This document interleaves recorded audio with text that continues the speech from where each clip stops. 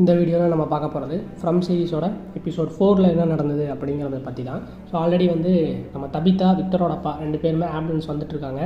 So அந்த ambulance வந்து பார்த்திங்கன்னா ஒரு யாருமே இல்லாத ஒரு காட்டில் ஒரு ரோட்டில் தனியாக போயிட்டுருக்கு. என்னடா இடம் அப்படின்னு பார்த்தா அந்த மரம் வந்து சாஞ்சு விழுந்திருக்கு. அதாவது அந்த டவுனுக்கு போகிற அந்த ஒரு வழி.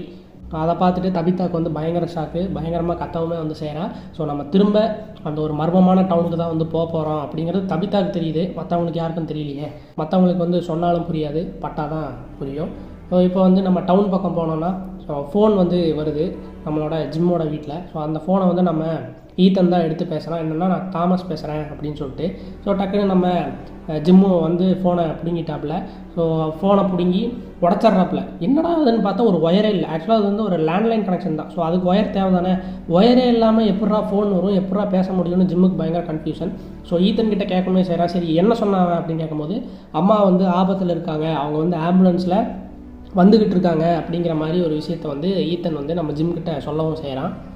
இப்போ நம்ம காலனி ஹவுஸ் பக்கம் போனோம்னா ஆல்ரெடி வந்து அந்த காக்கா வந்து பயங்கரமாக அடித்து இறந்துருந்ததில்ல. ஸோ இது வந்து காலனி ஹவுஸில் வந்து கொஞ்சம் ஒரு மாதிரி பரபரப்பான ஒரு சூழ்நிலையில் தான் இருக்காங்க. ஸோ அங்கே வந்து பார்த்திங்கன்னா கிறிஸ்டியோட கேர்ள் ஃப்ரெண்ட், ஏன்னா கிறிஸ்டி வந்து அந்த காய்கறிகள் எடுக்கிறதுக்காக கென்னி கூட போயிட்டான். ஸோ கிறிஸ்டியோட கேர்ள் ஃப்ரெண்ட் காலனி ஹவுஸில் தான் இருக்கா. ஸோ ஃபாத்திமா, ஸோ இவங்க எல்லாருமே இருக்காங்க.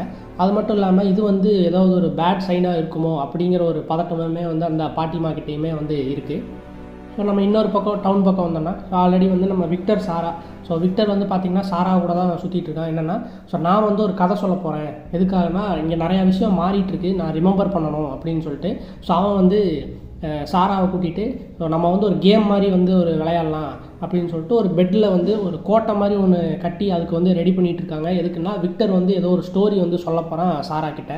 ஸோ அது மட்டும் இல்லாமல் ஸோ அவங்க அம்மாவும் சரி, அவனோட சிஸ்டரும் சரி, இவங்க 2 பேருமே வந்து இறந்துட்டாங்க.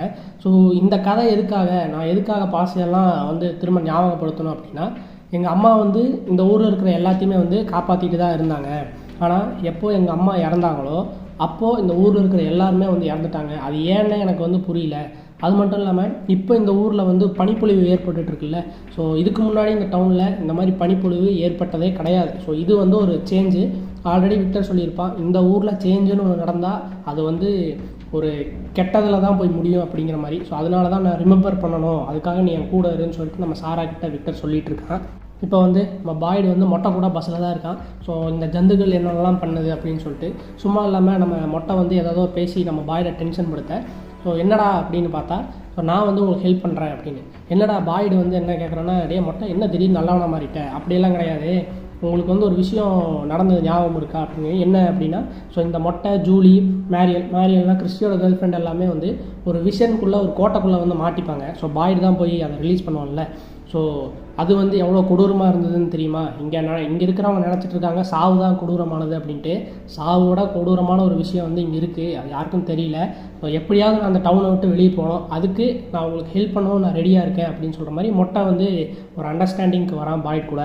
இன்னொரு பக்கம் வந்து இந்த காய்கறிகள் வந்து எடுக்க போன அந்த கூட்டம் வந்து பார்த்திங்கன்னா ஸோ கிறிஸ்டிக்கு வந்து ஆல்ரெடி கால் அடிபட்டுருக்குல்ல. ஸோ இவங்க வந்து அந்த ஒரு ஷெட்டு மாதிரியான ஒரு இடத்துல வந்து இருக்காங்க, கென்னி, கிறிஸ்டி, ஜேட் எல்லாமே. ஸோ கென்னி வந்து பயங்கரமாக ஒரு மாதிரி புலம்பிட்டு இருக்கேன், என்னென்னா யாருமே இல்லை. ஸோ நான் வந்து இருக்கிறதே வந்து 2 பேர்த்துக்காக தான், உன் அப்பா அம்மா 2 பேருமே வந்து இல்லை, நம்ம வந்து ஒன்றா வீட்டுக்கு போகலான்னு நினச்சிட்டு இருந்தேன், அப்படியெல்லாம் எதுவுமே இல்லைன்னு சொல்லிட்டு அவன் புலம்பிகிட்டு இருக்கான். ஸோ கிறிஸ்டியுமே வந்து அதெல்லாம் ஒன்றும் பிரச்சனை இல்லை, நான் இருக்கேன்ல, நாங்கள் பார்த்துக்குறோன்ட்டு. பக்கத்தில் தான் ஜேடுமே வந்து தூங்கிட்டு இருக்கான். ஸோ அவன் வந்து என்ன சொல்கிறான் அப்படின்னா, டேய் அது சொல்லி தூங்க விடுங்கடா அப்படிங்கும்போது, இல்லை பரவாயில்ல தூக்கம் போயிடுச்சு, நான் வந்து உங்களுக்கு ஒரு விஷயத்த சொல்லவா அப்படின்னு சொல்லிட்டு ஏதோ ஒரு விஷயத்த சொல்ல வரான்.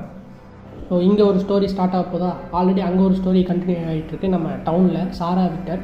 ஸோ விக்டர் வந்து என்ன பண்ணியிருக்கான்னா ஸோ ஒரு சூட்கேஸில் வந்து நிறையா பொருட்களை வந்து இதெல்லாம் என்னது அப்படின்னு பார்த்தீங்கன்னா, ஸோ அவன் வந்து அவங்க அம்மா வந்து சொல்லிட்டு போயிருப்பாங்களே, நீ வந்து இந்த ஒரு செல்லுலார்லேயே இரு, விடிஞ்சதுக்கப்புறம் வெளியே வான்ட்டு. அவன் வெளியே வந்து பார்த்தா மொத்த ஊருமே வந்து இறந்துருக்கும், அங்கே இருக்கிற மக்கள் எல்லாருமே வந்து இறந்துருப்பாங்க. ஸோ அவங்கள வந்து ரிமெம்பர் பண்ணணும் அப்படிங்கிறதுக்காக. ஸோ அவன் வந்து ரொம்ப சின்ன பையன், எல்லாத்தையுமே வந்து தூக்கிட்டுலாம் போயிட்டு இருக்க முடியும். ஸோ அவங்கள வந்து கொஞ்சம் ரிமெம்பர் பண்ணிக்கலாமே அப்படின்னு சொல்லிட்டு என்ன பண்ணியிருக்காங்கன்னா, ஸோ அவங்களுக்கு தேவையான ஒரு முக்கியமான பொருட்கள், ஒரு வாட்ச்சு, பெல்ட்டு, அந்த மாதிரி சின்ன சின்ன முக்கியமான பொருட்கள் எல்லாமே எடுத்து இவன் வச்சுக்கிறான். ஸோ இந்த பொருட்களை பார்க்கும்போது யார் யார் வந்து இருந்தாங்கங்கிற மாதிரியான அவனுக்கு வந்து ஒரு ஞாபகங்கள் வந்து வரும் அப்படின்னு சொல்லிட்டு இந்த பொருட்கள் எல்லாத்தையுமே வந்து எடுத்துமே வந்து வச்சுருக்கான். ஸோ அதில் வந்து பார்த்திங்கன்னா இந்த ஒயிட் பாய் ஒருத்தன் வந்திருப்பான், இந்த வெள்ளை ட்ரெஸ் போட்ட சின்ன பையன், அது கூட இந்த டாக். ஸோ விக்டர் அப்போ இருந்திருக்கும் போதே, சின்ன வயசில் விக்டர் இருந்திருக்கும் போதே இந்த வெள்ளை ட்ரெஸ் போட்ட சின்ன பையனும் இந்த டாகுமே வந்து இருந்திருக்கு. ஸோ இவ்வளோ வருஷமாக அந்த விக்டர் வந்து தனியாக இருந்திருக்கும் போது எல்லாமே அந்த வெள்ளை ட்ரெஸ் போட்ட சின்ன பையன் தான் வந்து ஒரு ஃப்ரெண்டாக விக்டர் கூட வந்து இருந்திருக்கான். இப்போது அப்படியே நம்ம பஸ்ஸு பக்கம் போனோம்னா மொட்டை பாய்டு வந்து பயங்கர ஒரு மாதிரி டென்ஷனாக பண்ணுறேன். என்னடா அப்படின்னு பார்த்தா இங்கே வந்து ஒரு பேட்டர்ன் வந்து இருக்குது, இந்நேரத்துக்கு இந்த ஜந்துக்கள் எல்லாமே வந்திருக்கணும், எல்லாம் அதாவது வேலையை பார்த்துட்டு இருந்திருக்கணும். ஆனால் இது வந்து இப்போ ரொம்ப டிஃப்ரெண்ட்டாக இருக்குது அப்படின்னு சொல்லிட்டு நம்ம மொட்டை வந்து புலம்பிகிட்டு இருக்கான். ஸோ பாய்டுக்கு பயங்கர ஷாக், ஏன்னா இது எப்படி உனக்கு தெரியும், இதெல்லாமா பார்த்துட்டு இருக்கேன் அப்படின்னு சொல்லும்போது, ஏயா இங்கே என்ன டிவியாக இருக்குது உட்காந்து மேட்ச் பார்க்குறக்கு, வேறு வழி என்ன பண்ணுறது, அதுவும் இல்லாமல் இங்கே ஏதோ வித்தியாசமாக இருக்கே, நீங்கள் ஏதாவது ஒரு வேலைத்தனம் பண்ணுவீங்க, ஸோ அதை நம்ம வாட்ச் பண்ணலாமேன்னு சொல்லிட்டு இது எல்லாத்தையுமே வந்து நான் வாட்ச் பண்ணிகிட்ருக்கேன் அப்படின்னு சொல்லிட்டு இருப்பான். ஸோ இன்னொரு பக்கம் எங்கே போகிறதே தெரியாமல் ஆம்புலன்ஸ் சுற்றிட்டே இருக்குது. ஸோ அது வந்து பார்த்திங்கன்னா டக்குன்னு நம்ம இந்த மர்மமான ஊருக்குள்ளே வருது. பாய்டும் மொட்டையும் வந்து பார்த்திங்கன்னா பயங்கர ஷாக்கு, என்னடா சம்மந்தம் இல்லாமல் ஒரு ஆம்புலன்ஸ் வருது அப்படின்னு சொல்லிட்டு. இன்னொரு பக்கம் பார்த்திங்கன்னா நம்ம ஜிம்மோட வீட்டில் வந்து எல்லாருமே அவங்களுமே வந்து உட்காந்துட்டே இருக்காங்க. என்னடா அப்படின்னு பார்த்தா, ஸோ ஈத்தன் சொன்ன மாதிரியே, ஈத்தனுக்கு வந்த ஃபோன் காலில் சொன்ன மாதிரியே ஸோ ஆம்புலன்ஸ் வந்து வந்துருச்சு அப்படின்னு ஒன்று நம்ம ஈத்தனெல்லாம் பார்த்திங்கன்னா திருச்சி ஓடிட்டாப்பில் நம்ம ஆம்புலன்ஸ் வந்து அவங்க அம்மா இருக்காங்கன்னு சொல்லிட்டு. ஸோ நம்ம பாய்டு மொட்டை ஜிம் இவங்க எல்லாருமே ஈத்தனை தூக்கிட்டு வீட்டுக்குள்ளே வந்து போயிட்டாங்க. இன்னொரு பக்கம் வந்து ஆம்புலன்ஸ் வந்து பார்த்திங்கன்னா சுற்றிகிட்டே இருக்குது. கவிதா வந்து பயங்கரமாக கத்த ஆரம்பிச்சிட்டா. என்ன அப்படின்னு பார்த்தா, ஸோ அவங்க போகிற வழியில் வந்து ஒருத்தவங்க வந்து படுத்து கிடக்குறாங்க. இது யார் அப்படின்னு பார்த்தீங்கன்னா அந்த ஜந்து தான் பயங்கரமாக ஆக்ட் பண்ணுது. ஸோ இதைத்தான் வந்து தபிதா சொல்கிறா, டே இறங்காதீங்கடா லூசு பசங்களான்ட்டு. நம்ம போலீஸ் என்ன பண்ணுதுன்னா இவன் மென்டல் ஆகிட்டா போகலான்னு சொல்லிட்டு டக்குன்னு லாக் பண்ணிவிட்டு போயிட்டாப்புல, விலங்கு மூலியமாக லாக் பண்ணிட்டு போயிட்டாப்புல. ஸோ அந்த டிரைவர் எல்லாமே 2 டிரைவர் எல்லாமே இருந்துச்சு. என்னம்மா ஆச்சுன்னு சொல்லி செக் பண்ணும்போது நம்ம ஜந்துக்கள் வேலையை காட்டிடுச்சு, அந்த 2 டிரைவருமே வந்து கொண்டுருச்சு. நம்ம போலீஸ் அம்மா வந்து பயந்து போய் துப்பாக்கியில் சொல்கிறாங்க, அதுகளுக்கு தான் ஒன்றும் ஆகாது. ஸோ அதுவும் ஒன்றும் ஆகலை, நம்ம போலீஸ் அம்மா வந்து தப்பிச்சு ஓடிடுச்சு. இப்போ நம்ம ஆம்புலன்ஸில் வந்து தபிதா விக்டரோட அப்பா 2 பேருமே மாட்டிக்கிட்டாங்க. ஸோ நம்ம பாய்டு மொட்டை அதுக்கப்புறம் நம்ம ஜிம்மு இவங்க 3 பேருமே ஆம்புலன்ஸ் போய் செக் பண்ணி பார்த்தா வந்து தபிதா என்னடா வந்துட்டாளேன்னு சொல்லிட்டு பயங்கர ஒரு ஷாக்கு. என்னதான் சந்தோஷமாகவே இருந்தாலும் எப்படி வந்தா அப்படிங்கிற மாதிரி தான் எல்லாத்துக்குமே வந்து ஒரு ஷாக்கு. ஸோ இப்போ அந்த கீ வேறு, அந்த லாக் கீ வேறு இல்லை. ஸோ நம்ம மொட்டை வந்து நான் ஒன்றும் பிரச்சனை இல்லை, நம்ம போய் பார்த்துக்கலாம் அப்படின்னு சொல்லிட்டு அவன் வந்து அந்த லாக்கை உடைக்கிறதுக்கு வேண்டி ஏதோ ஒன்று எடுத்துகிட்டு வரான் போல். ஸோ இன்னொரு பக்கம் காலனி ஹவுஸில் என்ன நடக்குது அப்படின்னு பார்த்தீங்கன்னா ஒன்றும் இல்லை. ஸோ இந்த ஜந்துக்கள் எல்லாமே வந்து போலீஸை தான், அந்த போலீஸ் அம்மாவை துரத்திட்டே ஓடுது. இந்த போலீஸ் அம்மாவும் வந்து குருட்டுத்தனமாக கண்மூடித்தனமாக சுட்டுக்கிட்டே இருக்குது. ஸோ இதில் வந்து காலனி ஹவுஸ் ஜன்னல் வழியாக நின்று ஒரு பொண்ணு வேடிக்கை பார்க்குது, நிக்கி அப்படிங்கிற பொண்ணு. ஸோ இந்த பொண்ணு யாருன்னா நம்ம ஃபாத்திமா கூட வம்பெடுத்துட்டு இருந்த பொண்ணு. ஸோ இந்த போலீஸ் அம்மா வந்து கண்ணு மூடிட்டு சுட்டாங்காட்டி என்னாச்சுன்னா அதில் ஒரு புல்லட் வந்து நம்ம அந்த நிக்கியோட உடம்புல பட்டு ஸோ அவளுக்கு வந்து பயங்கரமாக ப்ளீட் ஆகிட்டு இருக்கு. ஸோ ஃபைனலாக போலீஸ் அம்மா வந்து காலனி ஹவுஸை வந்து ரீச் பண்ணிட்டாங்க. பட் இந்த பொண்ணுக்கு வந்து பயங்கரமாக ரத்தம் போயிட்டுருக்கு. நம்ம கிறிஸ்டியோட கேர்ள் ஃப்ரெண்ட் வந்து ஒரு நர்ஸு தான். ஸோ அவள் ஏதோ முடிஞ்சதை வந்து அவள் ஏதோ பண்ணிகிட்ருக்கா. இந்த லாக்கை உடைக்கிறதுக்காக ஏதோ ஒரு பொருளை எடுத்துகிட்டு போன மொட்டையை வந்து பார்த்திங்கன்னா இந்த ஜந்துக்கள் வந்து சுட்டு போட்டுருச்சு.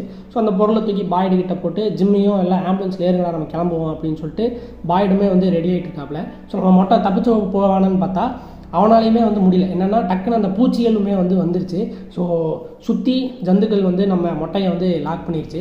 ஸோ நம்ம பாய்டு வந்து இன்னொரு பக்கம் ஆம்புலன்ஸ்க்கு எங்கடான்னு தேடிட்டு இருக்கும்போது இந்த ஜந்துவே வந்து ஆம்புலன்ஸ்க்கு எடுத்து வச்சுருக்குங்க.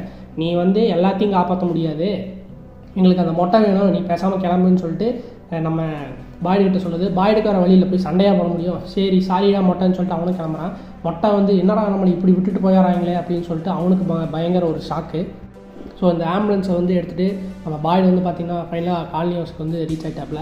அங்கே நம்ம ஜிம்மு, பாய்டு, தபிதா, விக்டரோட அப்பா எல்லாருமே வந்துட்டாங்க. மொத்த காலனி ஹவுஸ்க்குமே ஷாக்கு, என்னடா தபிதா வந்துட்டாளே அப்படின்னு சொல்லிட்டு.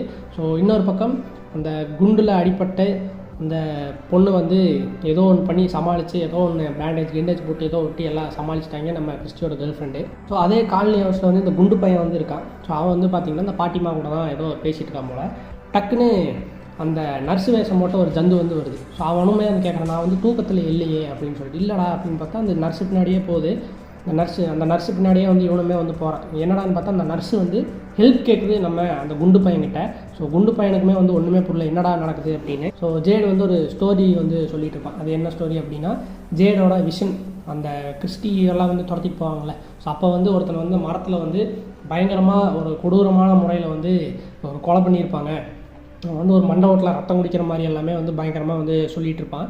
ஸோ இது வந்து கென்னி அண்ட் கிறிஸ்டியுமே வந்து கேட்டு ஒரு மாதிரி என்னடா இப்படியெல்லாம் சொல்கிறீங்களே அப்படின்னு சொல்லிட்டு. ஸோ இந்த விஷயம் வந்து உனக்கு எப்போ இருந்து வர ஆரம்பிக்குது அப்படின்னு பார்த்தீங்கன்னா, ஸோ ஜேடு வந்து சொல்லுவான் கென்னிக்கிட்ட, என்னென்னா இந்த ரூட்ஸ் எல்லாருக்கிட்ட ஒரு சிம்பிளை பார்த்தேன்னு சொன்னேன் பார்த்தியா, ஸோ அப்போ இருந்து இப்போ வரைக்கும் எனக்கு இந்த மாதிரி விஷயம் வந்து வந்துக்கிட்டே இருக்குது அப்படின்ட்டு. அது மட்டும் இல்லாமல் கென்னி வந்து பார்த்திங்கன்னா அந்த கென்னியோட அம்மாவை பற்றியுமே வந்து பேசுவாங்க. குறிப்பாக ஜேடு அண்ட் கென்னியோட அம்மாவுக்கு என்ன மாதிரியான ரிலேஷன்ட்டு.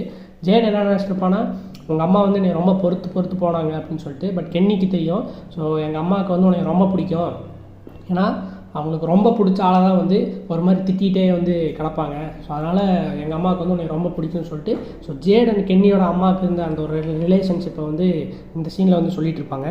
ஸோ ஆல்ரெடி அந்த சூட்கேஸை திறந்து ஒவ்வொரு திங்ஸாக வந்து தொலாவிட்டு இருப்பான். அந்த ஒவ்வொரு திங்ஸுக்குமே வந்து இது யாரோடது அப்படின்னு சொல்லிட்டு பேர் எல்லாமே சொல்லிவிட்டு அந்த திரும்ப ஞாபகம் வந்துக்கிட்டே இருக்குது. அதில் வந்து ஏதோ ஒன்று சர்ச் பண்ணிட்டார், என்னடா அப்படின்னு பார்த்தா இல்லை கிறிஸ்டோஃபரோடது காணமே. இந்த கிறிஸ்டோஃபர் யாருன்னா ஒரு சின்ன ஒரு ஃபோட்டோ, ஜேடு வந்து ஒரு ஃபோட்டோ வச்சு சுற்றிட்டு இருப்பான்ல, ஸோ அதில் வந்து ஒரு பெரிய ஆள் ஒருத்தருப்பான், அவன் தான் கிறிஸ்டோஃபர் ஞாபகத்தமாக நான் வந்து ஒன்று வச்சுருந்தேன் அப்படின்னு பார்த்தா அது என்ன அப்படின்னு பார்த்தீங்கன்னா ஒரு டாய், அதாவது ஒரு சொட்டை தலையோட ஒரு பொம்மை. இந்த பொம்மை வந்து எதில் பார்த்துருப்பீங்க அப்படின்னா, ஜேடு வந்து ஃபஸ்ட் அந்த டனலுக்குள்ளே போவான் தெரியுமா, ஸோ அப்போ வந்து ஒரு பொம்மை வந்து ஒன்று சைடில் உட்காந்துருக்கும். ஸோ அந்த பொம்மை வந்து கிறிஸ்டோஃபரோட பொம்மை. அந்த பொம்மை பேர் வந்து ஜாஸ்பர்.